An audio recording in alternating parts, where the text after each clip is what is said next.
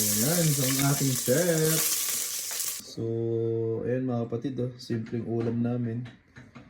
Sibuyas, kamatis, upo, mince. Tapos ayan, para siyang miswa. Ayan, ginisang upo, may giniling, saka miswa. So, magpiprito lang kami ng isda. Yan yung aming hapunan. Nagtikrave kami sa itong pagkain, lalo na ako. Kumakain naman yung aking mag-ina.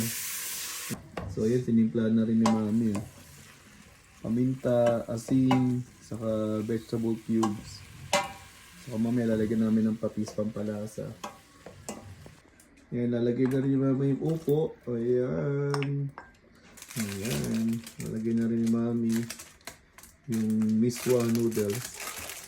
So ayan mga kapatid, nagsiprito na rin si Mrs. ng isda. Ay naku, sarap ng ulam namin.